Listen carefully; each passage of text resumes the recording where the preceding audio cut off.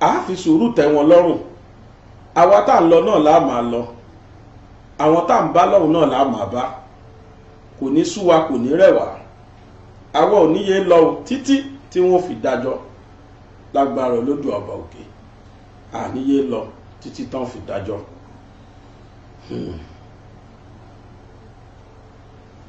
Bọ́kọ̀rọ̀ òkun bọ́kọ̀rọ̀ sà yóò padà fàbọ̀ fẹ́lẹ̀ bùté náà ni. Bó ṣe hùn kí ẹjọ́ ìpẹ́ tó, n tó dá èmi lójú ni pé màmá Adépèlé ò ní ever fẹjọ́ ṣègbè.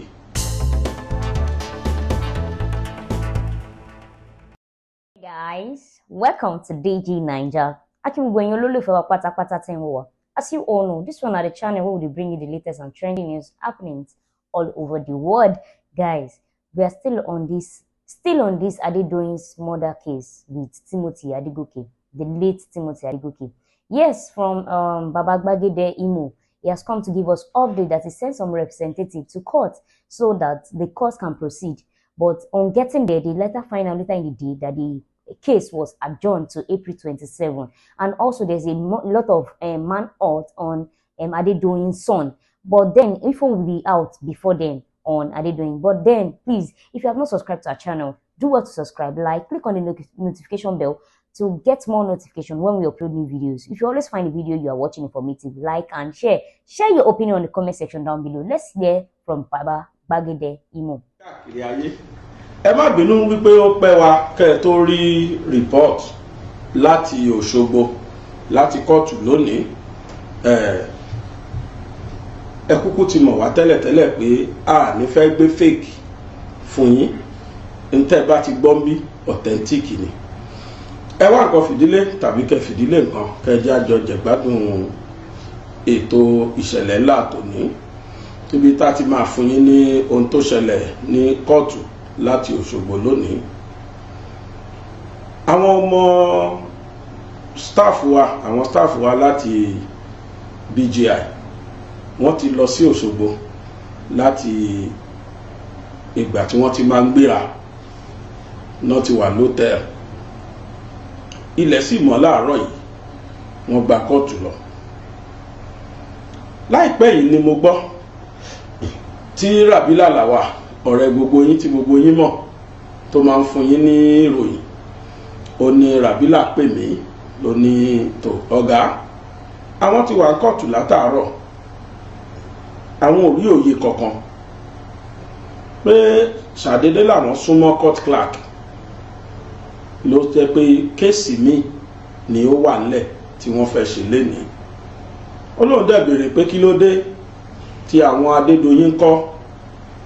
Ó ní court clerk sọ fáwọn pé wọ́n ti adjourn kéèsì yẹn pé torí election. Wọ́n adjourn lẹ́bi báwo?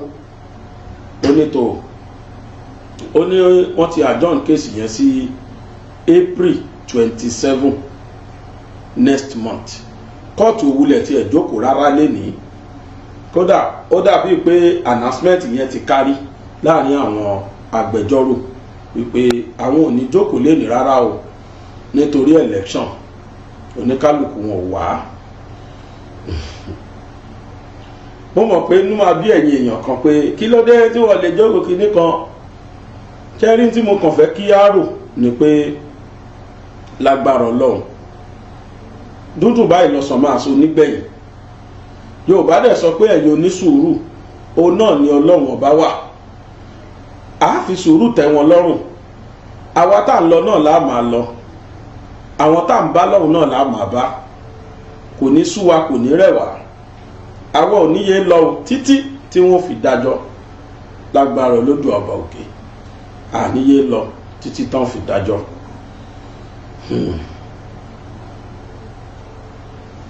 Bọ́kọ̀rọ̀ òkun bọ́kọ̀rọ̀ sà yóò padà fàbọ̀ fẹ́lẹ̀ bùté náà ni. Bó ṣe hùn kí ẹjọ́ ìpẹ́ tó, n tó dá èmi lójú ni pé màmá Adépèlé ò ní ever fẹjọ́ ṣègbè.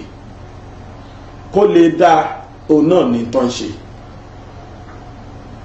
Èmi ò rí rísì tán fi lè jókòó lénìí náà, mi ò rí. Nígbà tí kìí ṣe pé wọ́n ti kóòtù. Ṣùgbọ́n tí àwọn agbẹjọ́rò bá sọ pé kò rọ àwọn lọ́rùn láti wá lónìí, kó sì tún jẹ́ pé káwọn padà lọ́la àmọ̀dí tí wọ́n fi sún ẹjọ́ sí April 27 àwọn lóye kò yé èmi àmọ́ gbogbo ẹ̀ ohun tá sábàbọ̀ lónìí ni pé kóòtù ò jókòó lénìí o wọ́n ló di April 27 kí wọ́n tó jókòó so ẹ jẹ́ àfọkànbalẹ̀ ká máa wo kí ni nǹkan tí ó ṣẹlẹ̀. Mo tún wá ní àwọn information míì tí mo fẹ́ fún wa lórí ọ̀rọ̀ kan yìí náà ni o ní new development tó jáde mo ń bọ̀ nà. Nǹkan méjì ni mo rò pé ó lè fà á tí kóòtù fi jókòó. Tá a bá wò ẹjọ́ yìí ó ti ń sá eré àsá lọlé. Yorùbá dẹ̀ sọ pé ẹṣin kì í kéré àsá lọlé. Mo gbọ́ good news kan lónìí tí wọ́n sọ fún mi ìgbà tí Rabila bá dé òun náà wá sọ fún wa bóyá lọ́la àbígbà mi ṣùgbọ́n mo gbọ́ good news kan wípé àwọn mẹ́ta tí wọ́n sá lọ wọ́n ń ṣiṣẹ́ lé wọn lórí kì í ṣe tí mo lè sọ gbogbo ẹ̀ síta lónìí ọ̀tí tí ọwọ́ bá tó wọn bá show picture mẹ́tẹ̀ẹ̀ta àti Rahim ọmọ Adédoyin àti Chiefuna Magdalene ṣé Magdalene ni àti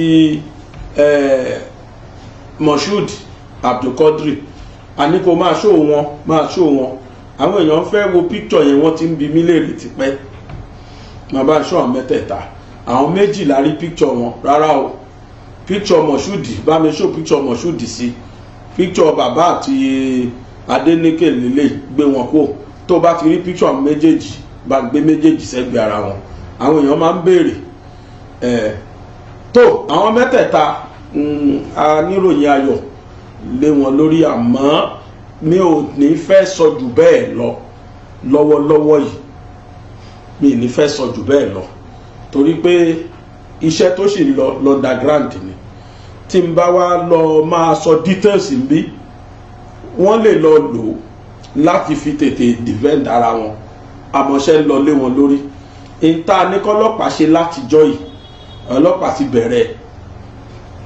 bẹ̀rẹ̀ mi ò wá mọ̀ bóyá instruction ló ti dọ́dọ̀ ọlọ́pàá ní o bóyá ọlọ́pàá náà ni wọ́n rò lọ́kàn ara wọn bẹ́ẹ̀ ní o bóyá bákan ni mi ò lè sọ àmọ́ ní tí mo lè sọ débi tí mo lè sọ dé ni pé lágbára Ọlọ́run máa gbèsè ayọ̀ lórí wọn lórí láìpẹ́ bí ní sọ jù bẹ́ẹ̀ lọ. Mo máa ń sọ gbogbo ìgbà pé ọlọ́pàá Nàìjíríà wọ́n ka wọ́n ṣù ọwọ́ wọn ka ọwọ́ wọn ṣù tí wọ́n bá rẹ́dì láti ṣiṣẹ́. Ẹ wo Nnamdi Kanu látòdìdí Israel wọ́n tàn wá sí Kenya ni wọ́n ti mú ṣìkùn ṣèbọ́ ọlọ́pàá Nàìjíríà ló ṣiṣẹ́ yẹn. Sunday Igboho escape kó Nàìjíríà dé Benin Republic bákan ni wọ́n ṣàṣe mọ̀ pé ó ti wọnú plane definitely wọ́n ready láti ṣiṣẹ́ irú effort tó ń lò fún àwọn méjèèjì yẹn kò wá gbọ́dọ̀ já àwọn mẹ́ta péréte yìí ni wọ́n máa beat security Nigeria police láti joy wọn ready láti mú wọn ni ṣe bá bí ọ̀run kan náà yìí ni wọ́n wà. Adéyínká Grandson ní UK bákan ní Nigeria police ṣe kàn lára ní UK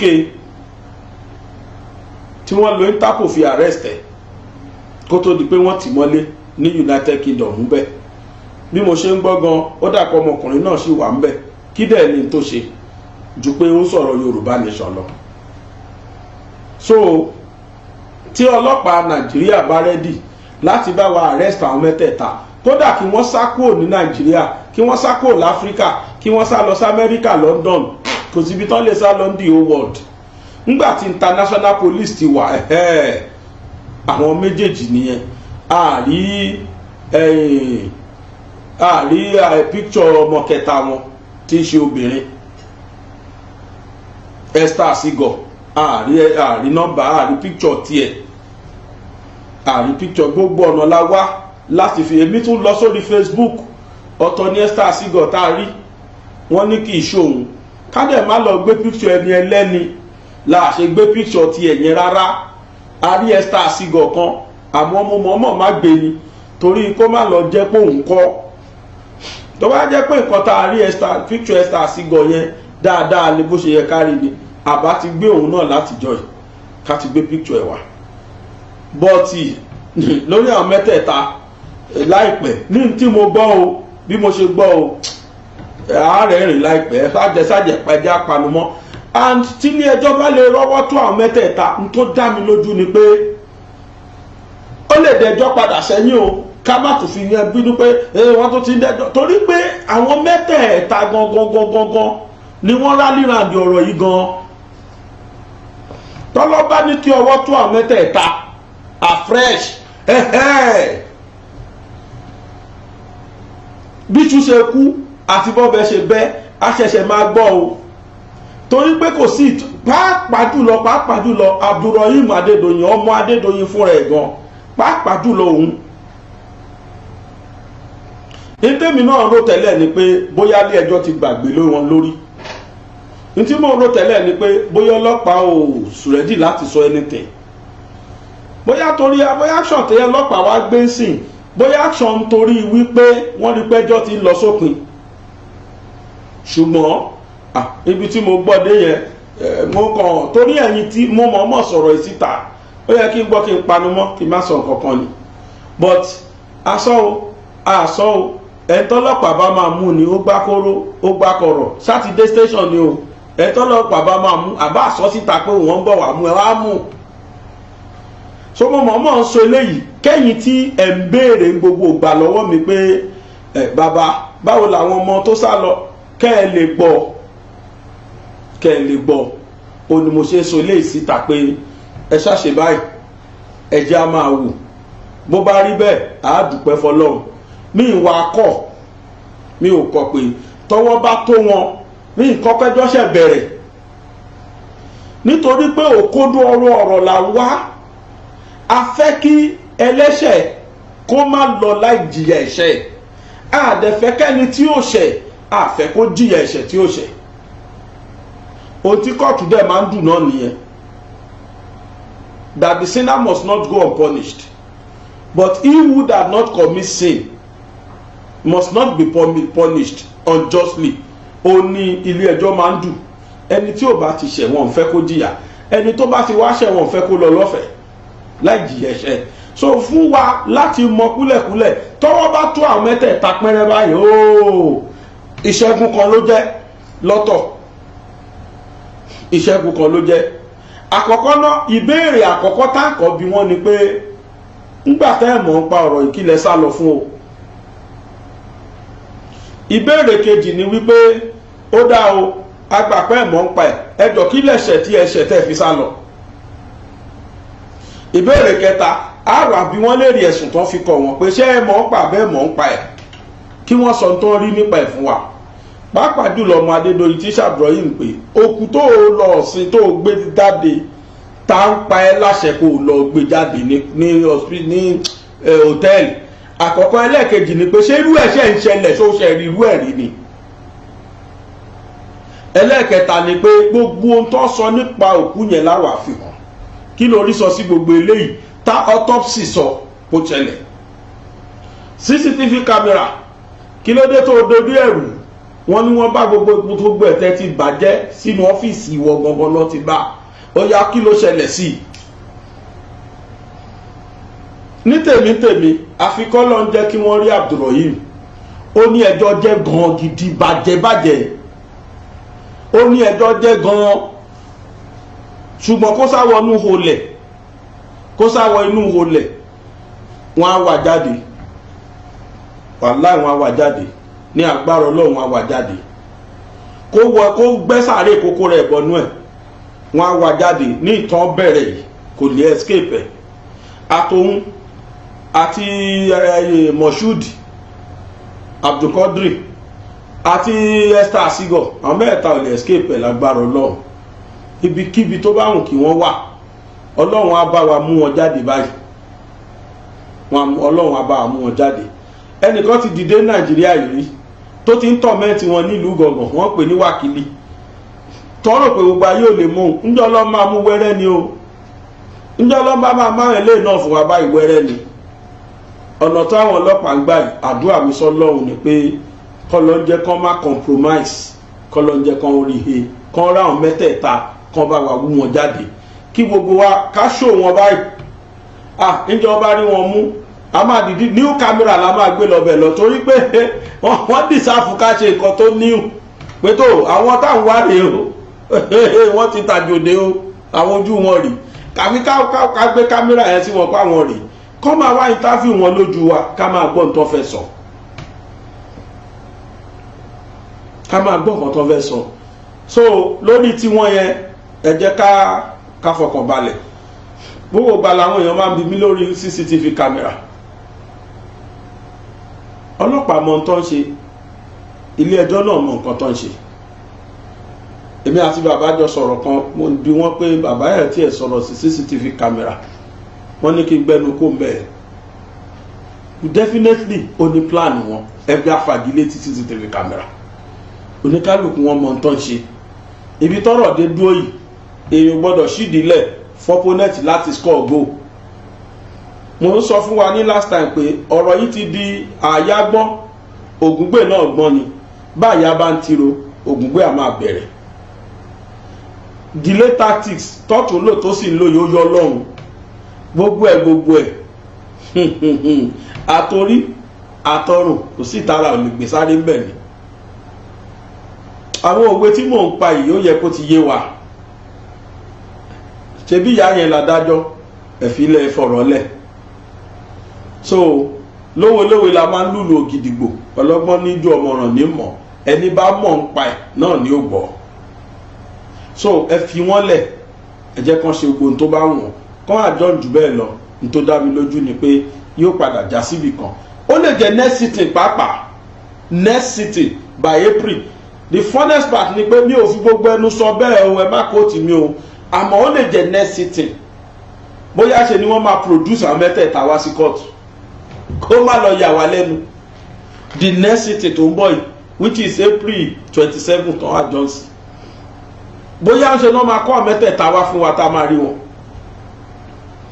atesta asigọ àti Abdulkadir Moshood àti Abdulrahim Adedoyin ó lè dáhùn ẹ̀ta náà máa kó wá fún wa ìgbà yẹn láwàá mọ̀ pé yes nísìn kéèsì ti bẹ̀rẹ̀ torí gbogbo fact táwọn rò pa wọ́n ní lọ́wọ́ ẹ̀ àwọn tó bá bá wọn pọ́ǹchù ẹ̀nà dé ẹ̀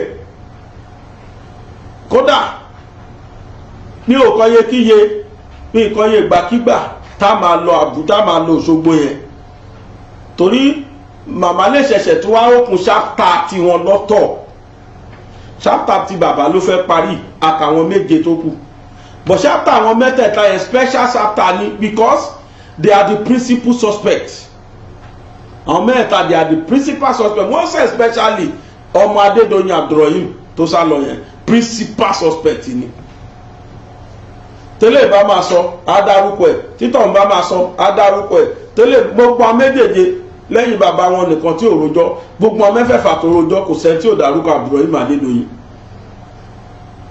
so definitely òun ni principal suspect then gbà tọ́lọ́pàá láwọn trace ẹ̀ òun ni wọ́n olóògbé elox tí wọ́n fi gbé òkú Timothy olólọ pàkẹ́ sàbújá òun ni wọ́n trace ẹ̀ dé Badagry the guy is real criminal real one tí ẹ̀ kú òun suspect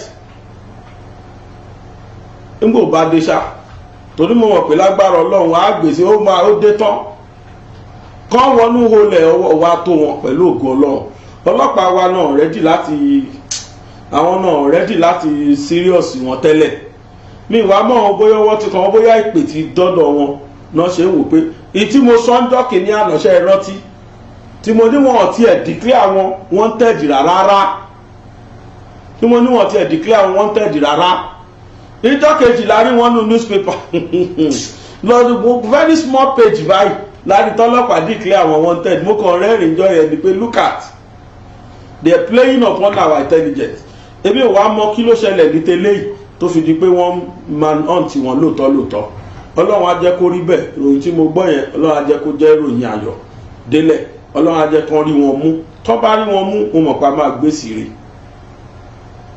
Tó bá gbàrà tó bá ti mú wọn báyìí máa wọ studio ni máa break news yẹn pé tó o àwọn táwọn wí o ọwọ́ ti tó wọn o ẹ wojú wọn bó ti ṣe ríre o. Kódà mi kọ̀ láti ní káwọn ọmọ lọ Òṣogbo kán lọ rìkọ́ọ̀dù wọn wá torí mo mọ̀ pé tó bá mú wọn wá pàréèdì wọn kàn ní déédéé kó wọn wá kóòtù bẹ́ẹ̀ direct wọn á pàréèdì wọn. Ọjọ́ tó bá máa pàréèdì yẹn kódà a máa wà lóṣogbo ọjọ́ yẹn ṣàlà tá a máa rìkọ́ọ̀dù wọn pé àwọn rẹ̀ wojú wọn o. Nígbà bá wá dé kóòtù á wà gbọ́ kí ni ìyá fẹ́ sọ. I am too sure wọ́n máa ṣe open chapter tí wọ́n lọ́tọ̀ ni. So ẹ jẹ́ ká fọkàn balẹ̀ gbogbo ẹ̀yin tẹ́ ń pè mí lọ pè mí bọ̀ látàárọ̀ mo rí kọ́ yín mo mọ̀ má gbé ni èmi náà ti ń wò pé kò wà normal now látàárọ̀ wọ́n á ti jókòó wọ́n á ti fún wa result but ìtaari lẹ́nìí òun lẹ̀ ń gbọ́ yẹn. So eléyà jẹ́ report láti Òṣogbo nígbà tí Rábílà Làwà náà bá dé òun náà fún wa ní report tiẹ̀ tó bá dẹ̀ jẹ́ pé ó sì lè sẹ́ndì report ránṣẹ́ lẹ́nìí lágbára lọ́yẹ̀ gbọ́ náà nínú fídíò yìí náà torí màá ní kọ́ include ẹ̀ sí tó bá pẹ́ lèbò tó bá jẹ́ pé ó máa ṣe report fún wa ẹ gbọ́ nínú report ẹ̀ náà. So ẹ jẹ́ ká fọkàn balẹ̀ ẹ jẹ́ dókè lọ́hùn ń padà bọ̀. Ìṣẹ̀lẹ̀ ńlá. Ọ̀rọ̀ yìí mọ̀lẹ́ ó gbẹnu tán. Ìṣẹ̀lẹ̀ ńlá lè yọ. Gbáǹkọ́gbì làwọn ìṣẹ̀lẹ̀ ìgbàdégbà tó tún wáyé báyìí o. Ó sì gba kéèyàn ó fi kọ́gbọ́n. Ó ti wá tó àsìkò wáyé láti fọgbọ́n ọlọ́gbọ́n ṣọgbọ́n tí kì í jẹ́ ká pé àgbà níwèrè. Ìkànnì BGI TV túbọ̀ ń mú tuntun wá lórí ìṣẹ̀lẹ̀ ńlá. Ìṣẹ̀lẹ̀ ńlá lètò tó pọn dandan kí ẹ gbọ́. Kí ẹ sì tó jàǹfààní ẹ̀kọ́ tí kì í mú ní jèsí kóòtù ọ̀ràn tàbí lùgbàdé burúkú. Pẹ̀lú Alhaji Aláwìyí Adébáyọ̀ tí gbogbo ayé mọ̀ sí bàbá gbàgede ìmọ̀ lọ́sọ̀ọ̀sẹ̀. Ìwọ ní ìṣẹ̀lẹ̀ ńlá lọ́wọ́ tàbí ní ìrírí ìṣẹ̀lẹ̀ ńlá tí mú ní kọ àfikọ́gbọ́n. Kàn sí iléeṣẹ́ amóhùnmáwòrán BGI TV ní King Thousand Estate ṣẹlẹ̀ bàbá Ọlábọ́stọ̀ Abẹ́òkúta nípínlẹ̀ Ògùn tàbí kí o pè sórí 0907-948-5035 0907-948-5035. Ìṣẹ̀lẹ̀ burúkú kò ní ṣẹlẹ̀ sí yín. Ẹ jẹ́ ká fọgbọ́n ọlọ́gbọ́n ṣọgbọ́n.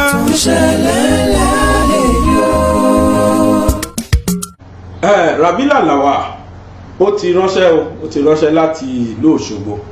Ẹ jẹ́ ká dé Òṣogbo ká gbọ́ nǹkan tí Rábílà Làwà bó ti rí lọ́hùn gan n tó bá bọ̀ bóyá ẹ jẹ́ á débẹ̀ ká gbọ́rọ̀ lẹ́nu ẹ̀. Ẹ kú ojúmọ́ ẹ máa ní ẹ tún rí wa lénìí bẹ́ẹ̀ náà ló ṣe yẹ kó rí lórí ẹjọ́ ikú òjijì tó pa Timothy Adegoke sílùú Ilé Ifẹ̀ ní yàrá kan nínú hòtẹ́ẹ̀lì kan tó ń pè ní Hilton Honors and Hotel. Gẹ́gẹ́ bẹ́ẹ̀ ṣe mọ̀ pé ìjókòó tó kẹ́yìn nínú oṣù February oṣù kejì inú ọdún tá a wà yìí lọ sún ìgbẹ́jọ́ da òní gẹ́gẹ́ bí àwọn defence attorney wọ́n ṣe ń rọ ìyáàfin Adépèlé Òjó nípa pé kán fáwọn ní two weeks ọ̀sẹ̀ méjì káwọn lè kó gbogbo nǹkan táwọn kọ lẹ̀ àwọn fact àwọn àròyé àwọn nǹkan táwọn mọ̀ látìgbà tí ẹjọ́ yìí ti bẹ̀rẹ̀ in continuation fún ìtẹ̀síwájú lórí ẹjọ́ yìí. Gẹ́gẹ́ bẹ́ẹ̀ lẹ ṣe mọ̀ ká mú àbọ̀ wá fún yín ìyáàfin Adépèlé Òjó wọ́n foríkorí pẹ̀lú àwọn defence attorney àti prosecuting attorney wọ́n foríkorí wọ́n dẹ̀ mú déètì tí ń ṣe ọjọ́ tòní ní State High Court room 1 nílùú Òṣogbo fún ìtẹ̀síwájú pé àwọn gbà o àwọn ò gbà o ṣùgbọ́n ká bá lè ní ìtẹ̀síwájú náà ṣe mú ọjọ́ tòní ṣùgbọ́n ṣe ni láàánú pé ìgbà tá máa dé ìlú Òṣogbo a ò rí àpẹẹrẹ pé ẹjọ́ yìí máa wáyé àfìgbà tí a lè fi ọ̀rọ̀ lọ court registrar a ò lè pinnu tàbí ká sọ̀rọ̀ lásán lórí nǹkan tí a ò gbọ́ tàbí tá ò fojú rí àfi ká gbọ́ kí ló ń ṣẹlẹ̀ kí nìdí kí ló dé gan tá ò fi rí ẹjọ́ tó súnmọ́ ẹjọ́ tí à ń retí tí ń ṣe 16th day in the month of March, ọjọ́ kẹrìndínlógún oṣù kẹta inú ọdún 2023. Adẹ̀súnmọ́ court registrar gẹ́gẹ́ bí ìṣe àwa oníròyìn. La ní ká fi ọ̀rọ̀ jomitoro ọ̀rọ̀, kí nìdí tí a ò fi rí ẹjọ́ tí à ń retí lénìí. A ò sọ pé dandan ni kán sọ fún wa, ṣùgbọ́n ẹ̀tọ́ wa béèrè, adẹ̀fọmọlúàbí wù wá láti béèrè lọ́wọ́ wọn. Wọ́n dẹ̀ fún wa ní audience nípa ìdí tí ẹjọ́ yìí tí ò fi wáyé. Wọ́n ní wọ́n dẹ̀ ti sún sí 27th of April.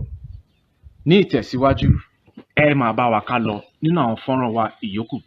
Ẹ ṣeun gan. Ní State High Court Room 1 fún ìtẹ̀síwájú lórí ẹjọ́ tó wà lórí ikú òjijì tó pa olóògbé Timothy ọmọ Adegoke nílùú Ilé-Ifẹ̀ ní Hilton Honors and Hotel. Tẹ́ni tó nílẹ̀ jẹ́ Dr. Ramon Adédoyin.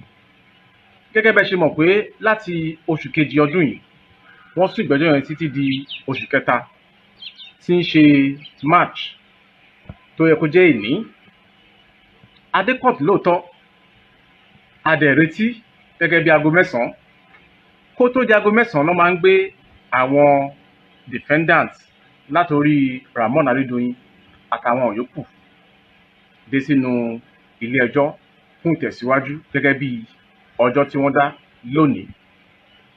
Ìyàlẹ́nu ló jẹ́ fún wa, a retí títí a ò rí àpẹẹrẹ pé ó ṣeé ṣe kán kó wọn dé láti Iléṣà facilities tí ń ṣe ọgbà ẹ̀wọ̀n tó wà nínú Iléṣà. Ìgbà tá a wá wò pé kí la máa wá ṣe, ṣá máa wá sí Ọ̀ṣun state lásán ni láì mú àbọ̀dé ìlú Abẹ́òkúta. A wá fi ení kún èjì abá court registrar sọ̀rọ̀ láti gbọ́ ọ̀rọ̀ pé a retí ẹjọ́ báyìí a ò rí, kí nìdí? Nígbà tó máa sọ̀rọ̀ fún wa, wọ́n ní aṣá ò gbọ́ pé wọ́n ti sún ẹjọ́ náà sí oṣù kẹrin ọjọ́ kẹtàdínlógún, I beg your pardon, ọjọ́ kẹtàdínlọ́gbọ̀n, that is 27th day of April. Exactly 27th day in the month of April ni wọ́n sún ẹjọ́ yìí dà. Mo ní àwọn ò gbọ́ nǹkan kan, nítorí nígbà tá a máa rí pé àtàárọ̀ ta ti wà ń bí ẹjọ́ míì ní arí tí wọ́n gbọ́ ní inú kóòtù lónìí. Láti wò pé kò ní dá ká padà sílé láì mú nǹkan kan dé stúdíò wa. Ẹ̀yin tẹ́ bá ṣe ń darapọ̀ mọ́ wa, ẹ má gbàgbé pé ìkànnì BGI TV ló ń tẹ̀lé ẹjọ́ yìí gẹ́gẹ́ bó ṣe ń lọ lórí ikú òjijì náà. Ẹjọ́ náà dẹ̀ ni pé a fẹ́ mọ̀ àwọn nǹkan tó ṣe sábàbí tó fa ikú òjijì tó pa olóògbé Timothy Adegoke sínú Hilton Honors and Hotel nínú Ilé-Ifẹ̀. Àwọn kan kọ̀ọ̀kan tí wọ́n dẹ̀ wà lórí ẹjọ́ yìí náà ni ẹni tó ní hòtẹ́ẹ̀lì tá à ń sọ yìí, Dr. Ramon Adédoyin, Madam Chiefuna, Adéṣọlá, Adérọ̀gbà àti gbogbo wọn bẹ́ẹ̀. Ṣùgbọ́n ọmọ ẹni tó ní hòtẹ́ẹ̀lì yìí àti Moshood àti Esther Asigọ̀, àwọn yìí ni wọn ò sí lórí ẹjọ́, ṣùgbọ́n wọ́n pẹ̀lú nínú hòtẹ́ẹ̀lì náà lọ́jọ́ tí ìṣẹ̀lẹ̀ yìí tó ṣẹlẹ̀.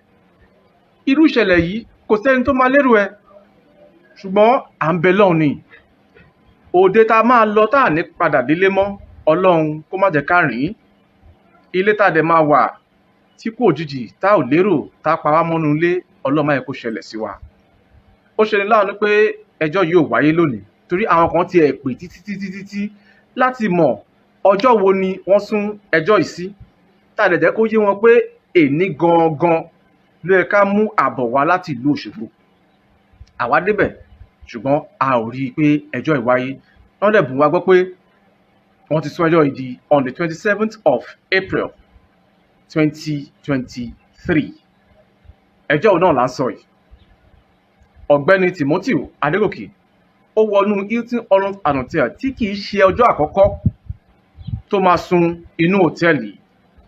Ṣùgbọ́n ẹ̀gzáàmù náà ló lọ ṣe láti ìlú Àbújá wọ Àkúrẹ́, látàkúrẹ́ wọ ìlú Ilé-Ifẹ̀ gẹ́gẹ́ bí ọ̀rọ̀ náà ṣe lọ láti bẹ̀rẹ̀ wá. Ṣùgbọ́n ó láǹfààní láti báyàwó ẹ̀ sọ̀rọ̀ lálẹ́ ọjọ́ Jímọ̀ tí ń ṣe Friday tó wọnú hòtẹ́ẹ̀lì yìí tó dẹ̀ gba yàrá suite ló gbà, yàrá tèmi nìkan, bí ìgbà tí èèyàn bá wà nínú bigger room nínú ilé tí èèyàn bá kọ́ fúnra ẹ̀. lélẹ́bó ó báyàwó ẹ̀ sọ̀rọ̀, ṣùgbọ́n ní kóun tó tẹ̀síwájú nínú ìwásí Ilé Ifẹ̀, òun fẹ́ sinmi díẹ̀ náà kóun lè kàwé lóru fún exam, ṣùgbọ́n kò láǹfààní láti ṣe kí ni jáde kúrò nínú yàrá ẹ̀, tàbí ká ní pé ó fẹ́ jáde kúrò nínú hòtẹ́ẹ̀lì náà jẹ́ pé wọ́n wọ́ jáde. irú ìṣẹ̀lẹ̀ yìí kò ní ṣẹlẹ̀ sí wa. àwọn tó ń dẹ̀ ní pé ẹja lẹja ń jẹ tẹ́ja fi ń sanra, ẹ jẹ́ ká kíyèsí nǹkan kan la máa ṣe tá ò ní ṣe mí mọ́. àwọn ò tọ́ka sẹ́nì kankan pé ní báyìí ló pa o, ṣùgbọ́n ẹjọ́ wà nílé ẹjọ́. iṣẹ́ tiwa ni pé káwa mú àbọ̀ wá fún yín gẹ́gẹ́ bó bá ṣe ń lọ nínú ilé ẹjọ́, ṣùgbọ́n a ò láǹfààní láti rí nǹkan kan. ọ̀pọ̀lọpọ̀ èèyàn la rí lónìí nígbà tí àwọn ẹjọ́ kọ̀ọ̀kan tún wáyé. àwọn míì wọ́n á mọ̀ ń pa ẹ̀, ṣùgbọ́n wọ́n á máa fi irọ́ kún irọ́. ọjọ́ kan náà lòtítọ́ máa hàn.